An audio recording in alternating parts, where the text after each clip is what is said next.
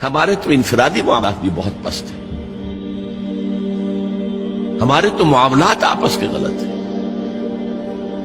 ہم تو جھوٹ اور دھوکہ اور فریب اور ملاوٹ اور خیانت اور غبن، اس میں تو ہم بہت ہائی مارکس جو ہیں سیکیور کر رہے ہیں۔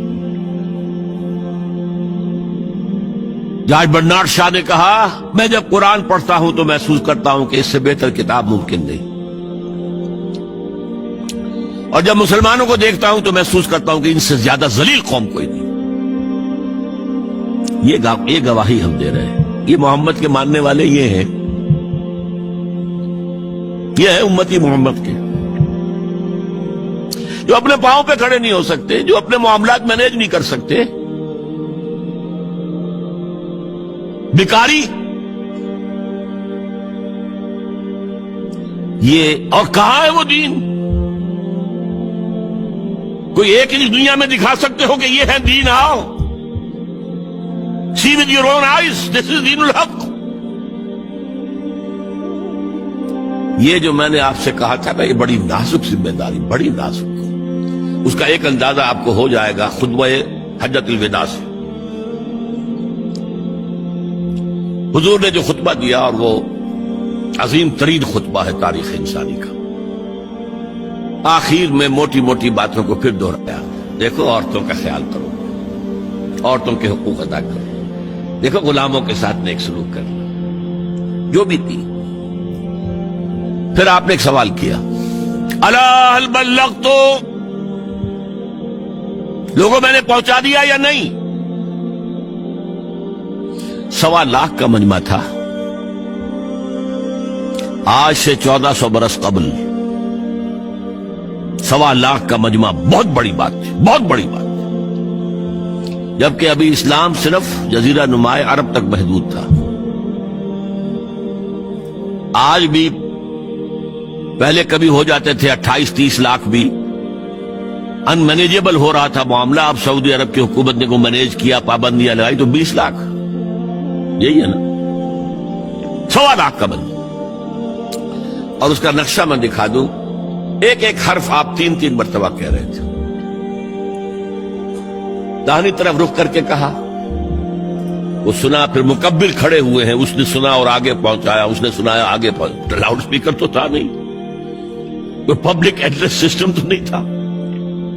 پھر آپ نے سامنے رخ کر کے وہی بات فرمائی، پھر یہاں سامنے کھڑے ہوئے لوگوں نے پہنچایا، پھر بائیں طرف رخ کیا۔ اسی لیے ہر جملے کو، ہر بات کو آپ نے 3 دفعہ کہا، الا هل بلغت، میں نے پہنچا دیا یا نہیں؟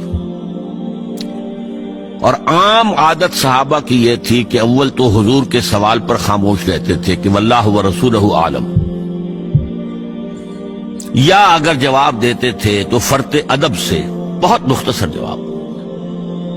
وہ چلبلے قسم کے شاگرد جو ہوتے ہیں، جو استادوں کو بھی پڑھانا چاہتے ہیں، صحابہ کرام اس طرح کے نہیں تھے، اپنی لیاقت اور ذہانت کا روب جو ہے اپنے استادوں پر گاٹتے۔ وہاں تو یہ تھا کہ ایک بات جواب، یہاں 4 جواب دیے ہیں صحابہ نے۔ انا نشهد انك قد بلغت الرسالة واديت الامانة ونصحت الامة وكشفت الغمة۔ 3 مرتبہ حضور نے کہا الا هل بلغت، اور 3 مرتبہ جواب آیا انا نشهد انك قد بلغت الرسالة واديت الامانة ونصحت الامة وكشفت الغمة۔ اے نبی، ہم گواہ ہیں، آپ نے حق رسالت ادا کر دیا، آپ نے حق امانت ادا کر دیا۔ یہ قرآن تو ہمارے لیے اللہ نے نازل کیا تھا نا، آپ کے پاس تو امانت تھی۔ آپ نے امت کی خیر خواہی کا حق ادا کر دیا، آپ نے ہر قسم کی گمراہیوں کے، اندھیاریوں کے، اندھیروں کے پردے چاک کر دیے۔ 3 دفعہ یہ جواب لے کر انگشت شہادت سے اشارہ کیا آسمان کی طرف، پھر لوگوں کی طرف، اللہم اشہد، اللہم اشہد، اللہم اشہد۔ اے اللہ، تو بھی گواہ رہے، یہ مان رہے ہیں کہ میں نے پہنچا دیا۔ They can't sue me in your court on the day of judgment۔ یہ میرے خلاف استغاثہ نہیں لا سکتے کہ میں نے پہنچانے میں کمی کی ہے، یہ مان رہے ہیں کہ میں نے پہنچا دیا۔ It was the sigh of relief، جس کو کہتے ہیں 23 برس کی محنت شاقہ، کون کون سے مراحل آئے ہیں، یوم طائف بھی آیا ہے، 3 سال کی شیب بنی ہاشم کی قید بھی ہے، مارکہ احد بھی ہے، احزاب بھی ہے، 70 مبلغین ذبح کیے گئے، کیا کیا نہیں دیکھا، کیا کیا نہیں جھیلا. لیکن پھر بات کیا ہوئی؟ اب آپ نے آخری بات اللہم اشہد اللہم اشہد اللہ، اور اس کے بعد فَلْيُبَلِّغِ الشَّاهِدُ الْغَائِبَ. اب جو یہاں موجود ہیں ان کے ذمے ہے کہ پہنچائیں ان کو جو یہاں نہیں ہے. میں فارغ، میرے کندھے سے بوجھ اتر گیا، اب تمہارے کندھوں پر آیا.